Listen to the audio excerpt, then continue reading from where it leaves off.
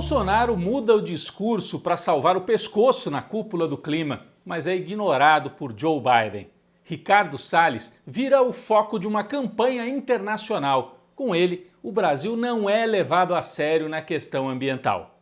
No STF, o caso Lula chega ao fim. Moro é definitivamente um juiz suspeito e o líder petista vira o centro do debate para 2022. Esse é o cardápio de uma semana em que Bolsonaro ganhou tempo e conseguiu adiar a CPI da pandemia. Eu sou o Rodrigo Viana e esse é o Tempero da Notícia, começando agora.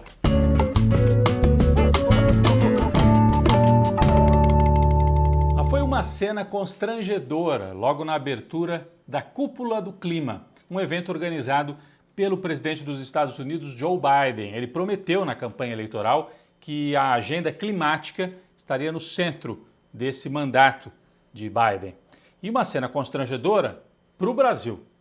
Por quê? Bolsonaro primeiro foi colocado no fim da fila para falar. Os líderes globais, falaram. Biden, o representante da China, das potências europeias, da Rússia, até da África do Sul, falou antes do que o Brasil, da Índia.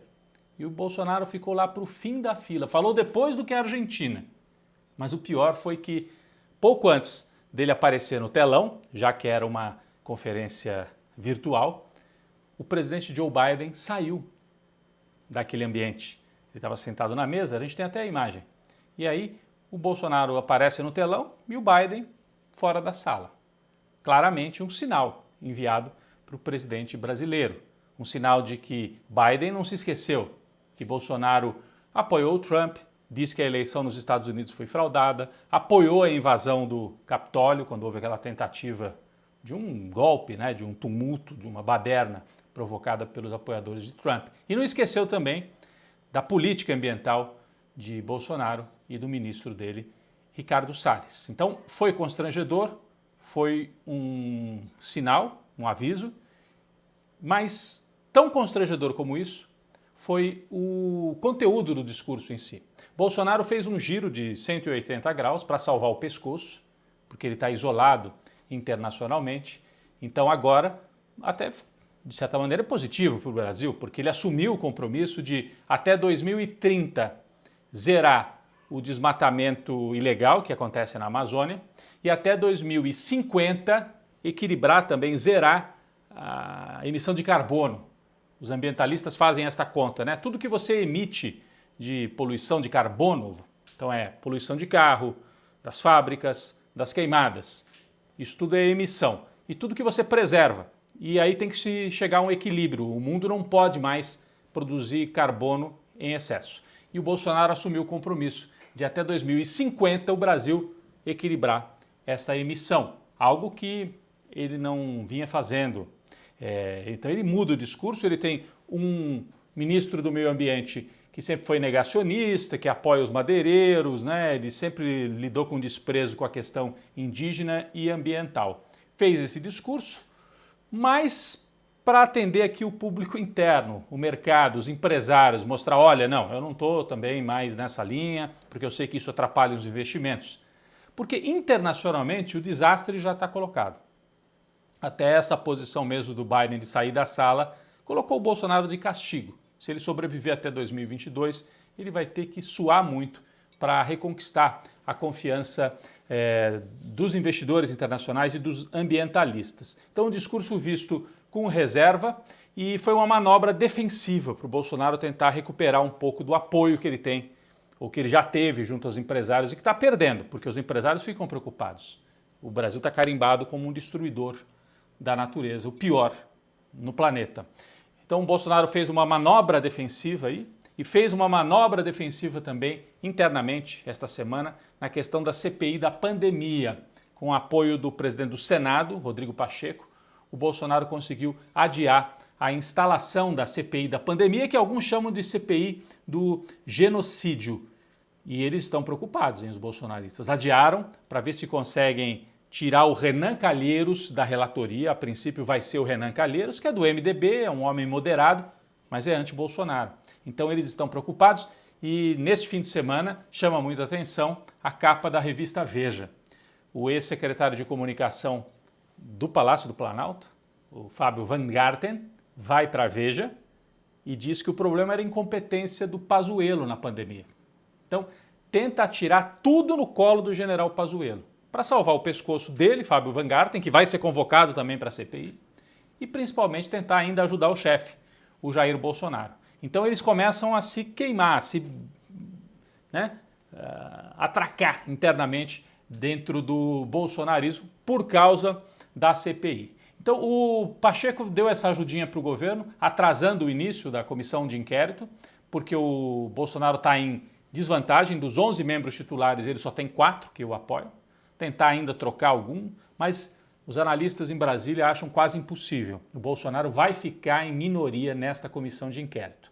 Na Câmara dos Deputados, o que chama a atenção é outra coisa. O Arthur Lira, presidente da Câmara, aproveita esse momento de certo tumulto, de confusão, da pandemia, CPI, e vai passando a boiada na economia. Colocou em votação e foi aprovado o pedido de urgência para privatizar os Correios. No meio da pandemia, os Correios ganharam mais importância do que já tinham. As pessoas sabem, né? Muita coisa você compra pela internet e quem entrega? São os Correios. É o principal, né, meio de entregar encomendas no Brasil. Uma empresa centenária, multicentenária, né, que vem desde a época do Império e estatal, tem 100 mil funcionários e teve lucro em 2020 superior a R$1 bilhão. Então não é esse discurso de tem que privatizar porque dá prejuízo, não. Querem privatizar porque dá lucro. E quem é uma das grandes defensoras da privatização dos Correios? Luiza Trajano, dona do Magazine Luiza, que ganha muito com venda no varejo e com entregas. A gente sabe, a Amazon nos Estados Unidos ganha com entregas, enfim, há várias empresas internacionais de entregas, estão de olho também, né? Não vou nem dizer o nome aqui para não fazer também tanta propaganda, mas estão de olho e os empresários brasileiros também. A Luiza Trajano vem sendo apontada como uma possível candidata nas eleições de 2022. Alguns falam que ela poderia ser vice, outros que ela poderia até ser candidata a presidente. Ela nega, né? Já aprendeu o jogo. Está dizendo, não, meus filhos não querem que eu seja candidata. Mas ela se movimenta tanto no lobby empresarial para a privatização dos Correios, como na política. Esta semana, o Kassab, ex-ministro, ex-prefeito de São Paulo, que é o presidente do PSD, deu uma entrevista no jornal Valor Econômico, um jornal voltado para os empresários, e disse, tem o Lula, tem o Bolsonaro, eu até acho que o Bolsonaro está mais fraco, o Bolsonaro pode até nem ir ao segundo turno e pode ir um nome aí de centro. Quem? Aí ele citou Rodrigo Pacheco, é um bom nome, esse que preside o Senado, e Luiza Trajano. Então os empresários, esses setores aí de centro-direita, estão querendo a Luiza Trajano. E aí o Arthur Lira colocar a privatização também é um agrado para os empresários, para dizer, olha, nós estamos juntos, podemos formar um bloco para concorrer em 2022. Então esse é o jogo que vai acontecendo na política. Esse pensamento do Kassab, o Bolsonaro não está muito forte, me parece mais desejo. Os americanos, norte-americanos dizem wishful think, né? É o pensamento que você tem para agradar você mesmo, do que realidade. As pesquisas mostram que apesar da pandemia, da desgraça toda na economia e na saúde, o Bolsonaro ainda tem 1/3 de apoio. Então dificilmente o Bolsonaro vai ficar fora do segundo turno se o quadro ficar como está hoje, né? E se recuperar um pouquinho a economia, ele até cresce na chance de estar em 2022. E o outro nome forte é o Lula, que esta semana definitivamente recuperou a sua elegibilidade, né? O Supremo Tribunal Federal confirmou que Moro é um juiz suspeito. Já estava decidido pela segunda turma do Supremo, mas tentaram uma manobra, levar para o plenário e aí por larga margem, por 7-2, os ministros decidiram, não, vale o que está lá já julgado, o Moro é um juiz suspeito e incompetente. Curitiba não podia ter julgado, porque não era ali que se julgaria, em tese, e além disso o Moro praticou vários atos de um típico juiz suspeito. Moro, suspeito, Lula, candidato, forte, talvez até o favorito para 2022. E no meio de tudo isso, o governo, além de ganhar tempo, usa também intimidação, o governo Bolsonaro, temendo ficar muito isolado. Então ele usou essa semana de novo Lei de Segurança Nacional contra o Boulos, porque o Boulos fez um tweet respondendo ao Bolsonaro, né? O Bolsonaro disse assim, a Constituição sou eu, querendo dizer, eu que defino o que é Constituição. E o Boulos lembrou ao Bolsonaro que quem falava essas coisas era o rei lá na França, que acabou na guilhotina. Né? Claro, ninguém está propondo que o Bolsonaro seja guilhotinado, mas é uma metáfora. Né? E o Bolsonaro colocou Lei de Segurança Nacional em cima do Boulos. Então, intimidação, os militares, de novo, com um discurso de intimidação, numa cerimônia militar, o general Braga Neto disse: é preciso respeitar a vontade da maioria, o projeto escolhido nas urnas. Sem dúvida. Isso também era necessário com a Dilma. Não foi respeitado e ali ela foi derrubada sem motivo, não houve crime e derrubaram. E agora com o Bolsonaro há dezenas de motivos para fazer o impeachment e o Exército está dizendo o quê? Que não vai permitir? Foi isso que ele quis dizer. Disse, as Forças Armadas estão prontas. Bravata, né? Bravata.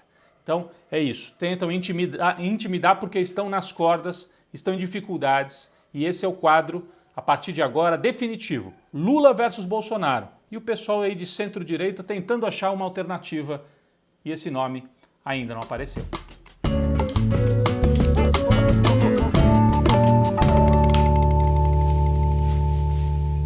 Quem vai para a panela de pressão esta semana é o Ricardo Salles, que aliás está sempre na panela de pressão. Por causa dele, o Brasil se desmoralizou completamente no cenário internacional.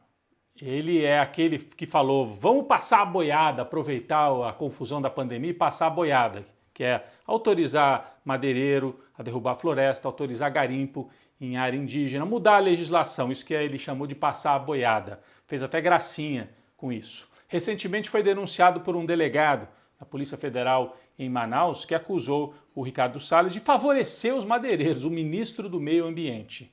Ele que não conseguiu nem se eleger deputado. Ele vem do governo Alckmin em São Paulo, tentou se eleger deputado usando, olha só o panfleto que ele usava na campanha, com armamento, com bala, dizendo que ia mandar bala em cima de movimento social e, enfim, um completo tresloucado esse Ricardo Salles. Então ele já mostrava quem ele era. Enquanto ele estiver no Ministério do Meio Ambiente, não adianta o Bolsonaro mudar o discurso, porque Biden, ambientalistas, o mundo inteiro sabe quem é o ministro que vai para a panela de pressão e que precisa sair, senão não tem salvação para a imagem do Brasil e para o meio ambiente brasileiro.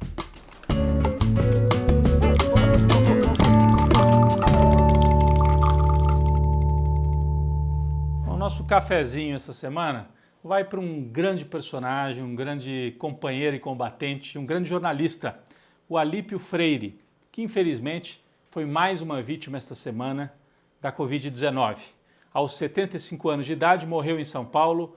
Esse homem, nascido na Bahia, mudou para São Paulo ainda nos anos 60 para estudar jornalismo. Veio o golpe de 64, ele foi para a Resistência, esteve no PCdoB e depois na Ala Vermelha, uma dissidência do PCdoB que fez a luta, inclusive a luta armada, contra a ditadura militar. Foi preso, torturado, passou 5 anos preso. E na saída da cadeia, o Alípio, jornalista, ajudou a fazer vários jornais de resistência, jornais aí de militância e, principalmente, ajudou a fundar o Brasil de Fato. Ele foi um dos fundadores e dirigiu a redação durante vários anos. Era um grande sujeito, um ótimo texto, um homem muito generoso na sua fala, também artista plástico, desenhava, então uma personalidade muito agradável além de tudo. É uma pena que ele tenha partido, a gente faz a nossa homenagem. Para entender quem era o Alípio Freire, vamos ouvir um trechinho de um documentário em que ele dá um depoimento. 1982, o documentário mostrava as primeiras campanhas do PT ali, logo depois de ser fundado, e o Alípio Freire fala um pouquinho para a gente. É construir uma ponte para a utopia de uma sociedade em que, em primeiro lugar, vão ser expropriados todos os meios de produção. Seremos todos os trabalhadores proprietários desse meio de produção. Mas isso é necessário, mas não é suficiente. É necessário mais uma coisa. É necessário que desde já a gente recoloque a questão da felicidade e do prazer. Uma revolução, uma mudança radical na sociedade que não fale da felicidade e do prazer, que não fale da possibilidade de todos nós, reconhecendo todas as diferenças, podermos conviver enquanto trabalhadores. Isso aí não terá cumprido o seu papel. Nós somos uma crítica viva e real hoje ao socialismo existente. E a retomada de toda a raiz libertária do socialismo que foi esquecida durante muitos anos por vários movimentos. Esquecida inclusive porque a partir de um determinado momento a classe operária tomou o poder no Estado e o Estado virou uma razão para a classe operária. É preciso que o Estado seja destruído e que a gente esqueça a razão de Estado. A nossa referência não pode ser a instituição. A nossa referência deve ser a massa em movimento. Então, nosso cafezinho, nossa lembrança e nossa homenagem ao grande Alípio Freire, presente hoje e sempre.